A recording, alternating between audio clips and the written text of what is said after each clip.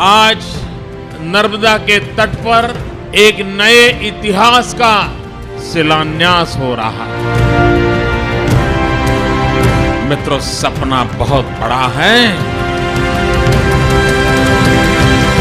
धरती भले गुजरात की हो, लेकिन ये सपना हिंदुस्तान का है।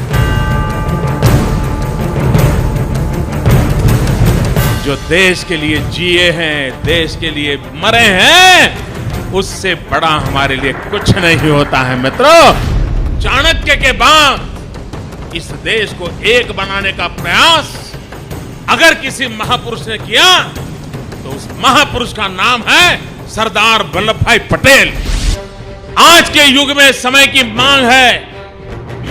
हिंदुस्तान आजाद होने के बाद भी दुनिया के देशों को गौरव के साथ अगर विश्व में देखा जाता हो, हमारे हिंदुस्तान को क्यों न देखा जाए। और इसलिए भाइयों बहनों, किसी जमाने में चाइना को कौन देखता था, लेकिन चाइना ने एक शंघाई बना दिया। दुनिया के सामने शंघाई की ताकत प्रस्तुत कर दी। सारी दुनिया को शंघाई दिखाने के ले आए। लोगों की चाइना की तरफ सोचने की आदतें बदल गई। वो पुराना चाइना नए रंग रूप के साथ सजा है। वो शंघाई के आसपास एक नया इतिहास खड़ा होने लगा। जापान ने जब पहली बार बड़ी स्पीड की बुलेट ट्रेन बनाई, दुनिया का ध्यान गया, अरे भाई कुछ तो है। अमेरिका को भी चांद पर जाने का सपना जगा और उसने अरबों खरबों रुपया खर्च किए, डॉलर खर्च किए, दुनिया के सामने अपना लोहा मन। भाइयों बहनों, विश्व का हर देश, और आज समय की मांग है कि हमने भी हमारा एक ग्लोबल पोजीशनिंग करना चाहिए। 125 करोड़ का देश विश्व के सामने अनेक तरीकों से एक ताकत के मन में उभरना चाहिए। ये सरदार पटेल का स्मारक सिर्फ सरदार सरोवर डैम बना, सरदार साहब का सपना पूरा हुआ, वो हमारे गुजरात के थे, इतने सीमित हेतु के लिए नहीं है। मित्रों, सपना बहुत बड़ा है। इस भव्य इमारत उसकी ऊंचाई के कारण दुनिया को हिंदुस्तान की शख्सियत की ओर देखने के लिए मजबूर करेगी। और यह देश दुनिया को कैसे दिशा दिखा सकता है, इतने बड़े राजे रजवाड़ों को एक करने का भगीरथ काम, अंग्रेजों की कूटनीति का पर्दाफाश, भारत के नेतृत्व का, धरती से जुड़े हुए नेतृत्व का सामर्थ्य हम दुनिया के सामने प्रस्तुत करना चाहते हैं। अरे दल से बड़ा देश होता है और देश के लिए जीने मरने वाला है इंसान। हमारे लिए प्रेरणा होता है, हमारे लिए गौरव होता है। मित्रों, हिंदुस्तान के जन जन को हमें जोड़ना है। जनशक्ति को जोड़ करके, शासन की शक्ति, जनशक्ति, देश की सरकारों की शक्ति, भारत सरकार की शक्ति, सबको जोड़ना है हमें। धरती भले गुजरात की हो, लेकिन ये सपना हिंदुस्तान का है। सरदार साहब लोह पुरुष के नाते जाने गए, लेकिन नई पीढ़ी को कहां पता चलेगा ये लोह पुरुष कैसे हुए, वो कौन सी शक्ति थी उनके अंदर। हम सरदार साहब का स्मारक बनाने के साथ साथ हिंदुस्तान के कोने कोने में फिर से एक बार एकता का मंत्र पहुंचाना चाहते हैं। हम इस बात से भली भांति परिचित है कि भारत की प्रगति शांति, एकता और सद्भावना के बिना संभव नहीं हो सकती। मां के दूध में कभी दरार नहीं हो सकती। दोस्तों, प्रांतवाद के झगड़े, भाषावाद के झगड़े, संप्रदायवाद के झगड़े, जातिवाद के झगड़े, ऊंच नीच के झगड़े, इन चीजों ने हमारे देश को तबाह कर दिया है। किसी दल की, किसी राजनीतिक नेता की झोली तो भर गई होगी, लेकिन मेरे भारत मां का गौरव क्षीण हुआ है उसके। हमें भारत मां के गौरव को पुनः प्रस्थापित करना है तो एकता के मंत्र को घर घर गली गली हर मन तक पहुंचाना पड़ेगा। और हमारी कोशिश है कि हिंदुस्तान की आने वाली पीढ़ी इतिहास से जुड़े, इतिहास को जाने और इतिहास को जीने की कोशिश करें। ये हमारा प्रयास है।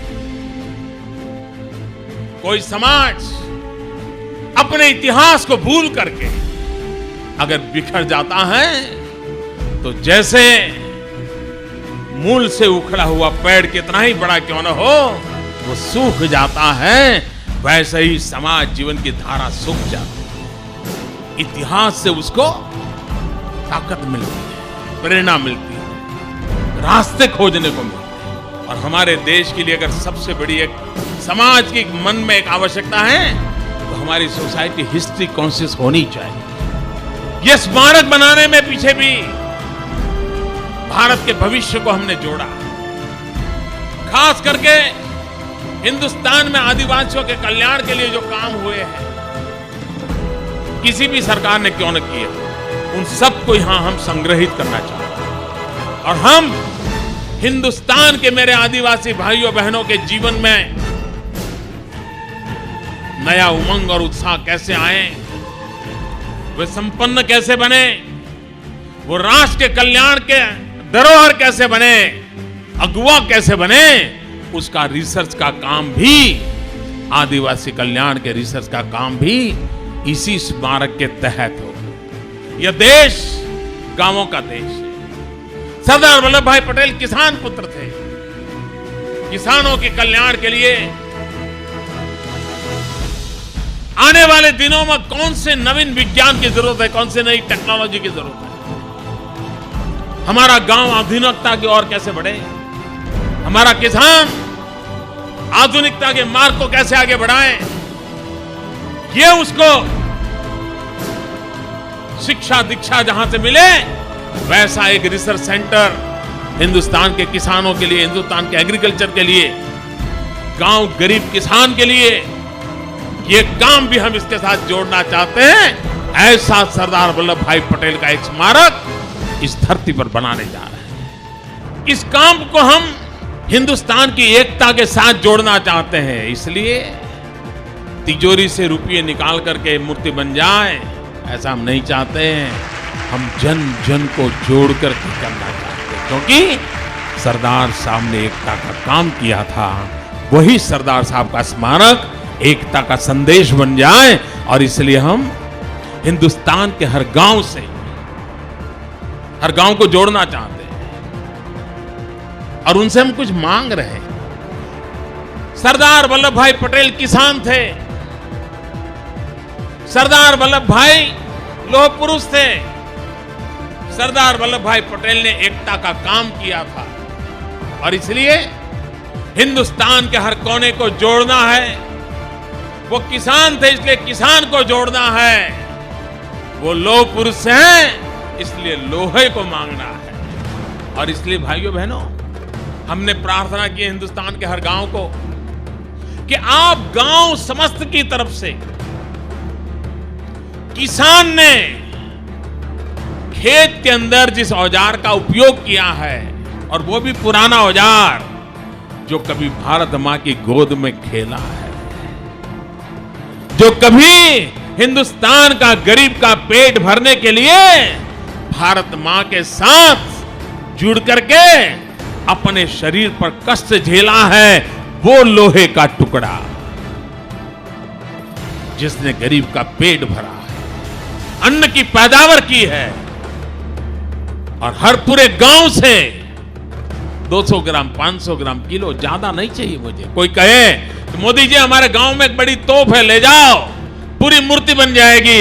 मुझे तोप भी नहीं चाहिए, तलवार भी नहीं चाहिए, मुझे तो मेरे किसान ने खेत में जो औजार का उपयोग में लाया है उस औजार का छोटा टुकड़ा चाहिए।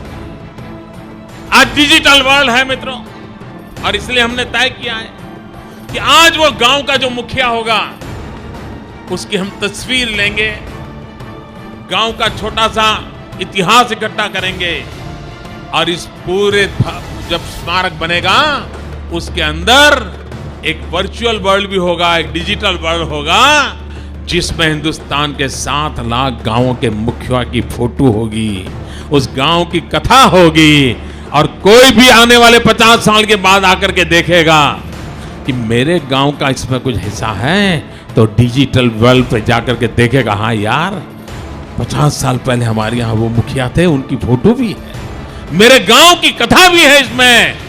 ये पवित्र काम इस भूमि पर हम करना चाहते हैं। ये सरदार स्मारक विश्व भर के यात्रियों के लिए आकर्षण का केंद्र बनेगा। आज हिंदुस्तान में ताजमहल देखने के लिए यात्री आते हैं, अमेरिका में स्टैच्यू ऑफ लिबर्टी देखने के लिए दुनिया भर से यात्री आते हैं, फ्रांस का टावर देखने के लिए दुनिया भर के यात्री आते हैं। भाइयों बहनों, हम चाहते हैं पूरे विश्व का ये प्रवासन धाम बने और यहां आने वाला देखे कि भारत में ऐसे महापुरुष भी हुआ करते थे। हमारी ऊंचाई को देखे, इस देश की ऊंचाई को नापे, ये हम चाहते हैं। आज जब हम एकता का मंत्र लेकर के चले हैं, तब देश को जोड़ना ये सपना लेकर के चले हैं, तब सरदार पटेल की भव्य स्मारक का निर्माण करने जा रहे हैं, तब विश्व का सबसे बड़ा ऊंचा स्टैच्यू ऑफ लिबर्टी से 2 गुना बड़ा विश्व का सबसे बड़ा स्टैच्यू, भाइयों बहनों, उसका निर्माण करने जा रहे हैं, तब एकता का स्मारक है और एकता का संदेश है कि भाषा अनेक, भाव एक, राज्य अनेक, राष्ट्र एक, पंथ अनेक, लक्ष्य एक, बोली अनेक, स्वर एक, रंग अनेक, तिरंगा एक, समाज अनेक, भारत एक, रिवाज अनेक, संस्कार एक, योजना अनेक, मकसद एक, कार्य अनेक, संकल्प एक, राह अनेक, मंजिल एक, पहनावा अनेक, प्रतिभा एक, चेहरे अनेक, मुस्कान एक। ये एकता का संदेश लेकर के हम चले। और भाइयों बहनों, ये भारत की विशेषता है, विविधता में एकता, यही भारत की विशेषता है। हम अनेक पंथ होंगे, अनेक संप्रदाय होंगे, अनेक उपासनाएं होगी, अनेक बोली होगी, अनेक जाति होगी, हम सब एक हैं। हमारी एकता की गारंटी ही हमारे उज्जवल भविष्य की गारंटी है।